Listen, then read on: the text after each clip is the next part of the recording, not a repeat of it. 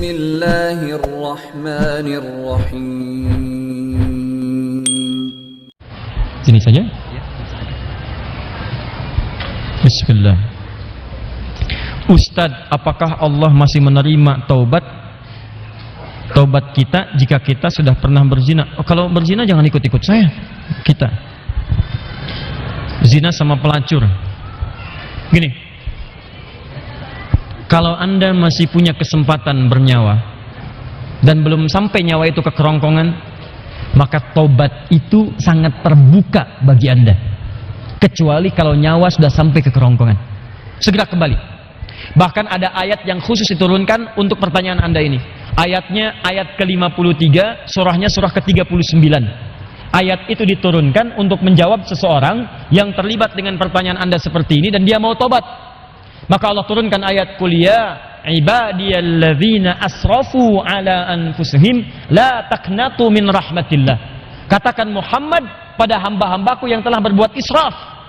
Di antara israf yang mengerjakan perbuatan dosa besar di antaranya zina. Ketika dikerjakan seperti itu dia mau tobat. Kata Allah, ayo tobat, jangan putus asa dari rahmat Allah Subhanahu wa taala. Kenapa ada kalimat jangan putus asa? Karena orang kalau berbuat dosa besar, setannya lebih mudah menjerumuskan dia. Karena akan dibuat kalimat-kalimat dalam dirinya seakan-akan mencegah dia untuk bertobat. Sudah, dosa kamu berbuat sudah begitu besar, nggak ada kesempatan untuk bertobat lagi. Sudah, kamu sudah terlanjur basah, berenang sekalian, tinggalkan perbuatan yang ini. Kamu medannya di sini, kamu dunianya di sini. Kata Allah, itu semua tidak benar. Saya itu adalah Tuhan rahmat, bukan Tuhan ghadab. Rahmat saya melebihi ghadab yang ada dalam diri saya. Maka rahmat itu manfaatkan. Tobat.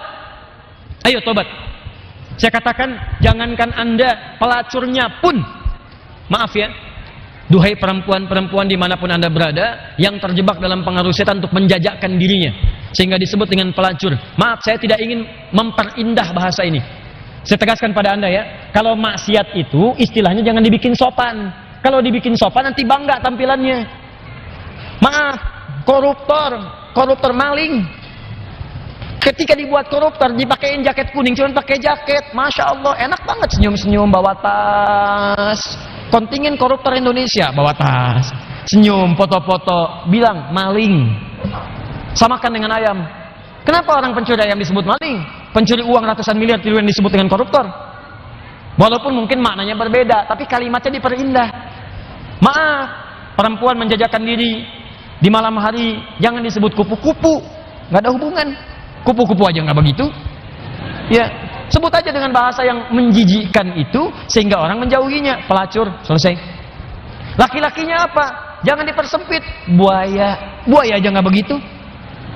Udah sebut aja misalnya pria jahat, pria buruk, pria pezina, selesai.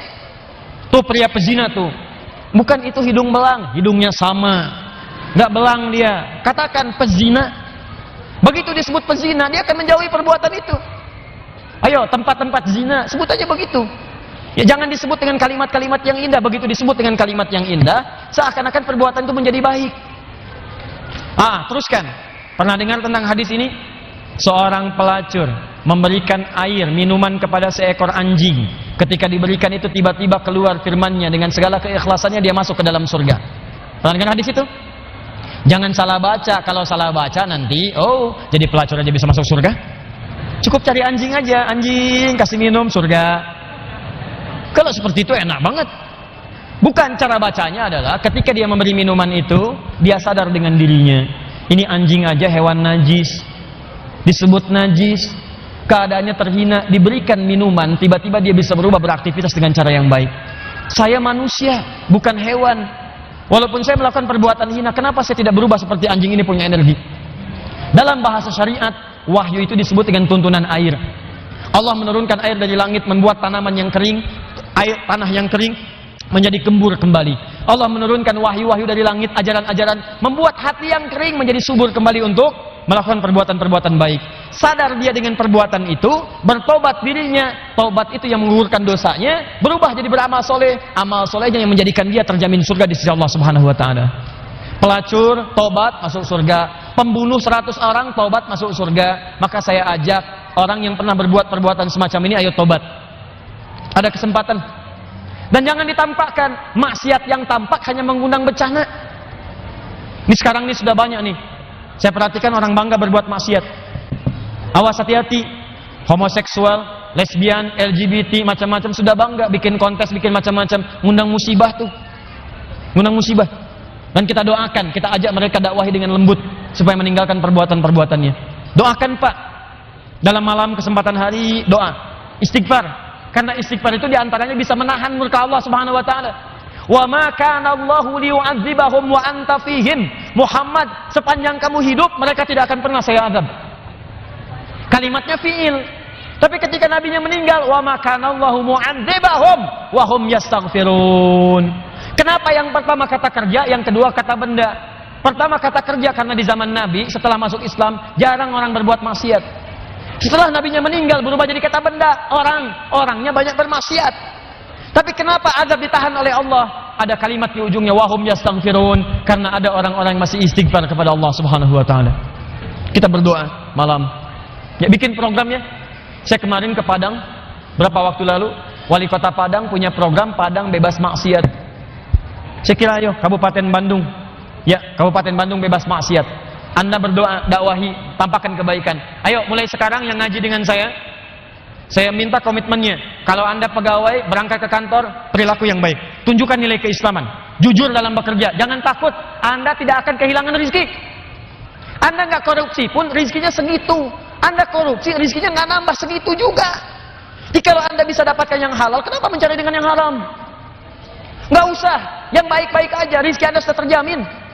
Demi Allah saya katakan, kelihatannya banyak, cuman segitu juga. Kalau Anda berbuat baik, ditahan oleh Allah, seperlunya dikasih, perlu dikasih supaya Anda nggak repot. Kadang-kadang dikasih banyak supaya bisa zakat, supaya bisa infak. Cukup tempuh dengan cara yang jujur, rezeki datang dengan semestinya. Ayo Anda yang bekerja di birokrasi, di diplomasi, jujur aja udah. Tunjukkan nilai keislaman. Pak, kenapa sok soleh sih? Gak nerima proyek begini? Bukan sok soleh. Saya ingin menunjukkan bahwa agama yang saya peluk selalu mengarahkan pada nilai-nilai kebaikan. Demi Allah saya katakan, saya tidak menerima ini pun rezeki saya akan didapatkan dengan seperlunya. Sesuai dengan kebutuhan saya. Paham? Ditinggalkan yang tidak baik. Apapun pekerjaan Anda, yang polisi, yang tentara, yang macam-macam, yang camat, yang lurah, yang bupati. Ayo, kalau Anda merasa mengaji dengan kami, tunjukkan bahwa apa yang kita pelajari bisa dipraktekkan dalam kehidupan. Yang seperti ini, tobat. Kalau Anda tobat, saya doakan, saya bermohon pada Allah, semoga yang bertanya ini kalau benar-benar dia bertobat, dan semua yang bermaksiat bertobat, saya bermohon pada Allah semoga dimuliakan dengan surga saat kembali kepada Allah Subhanahu wa taala.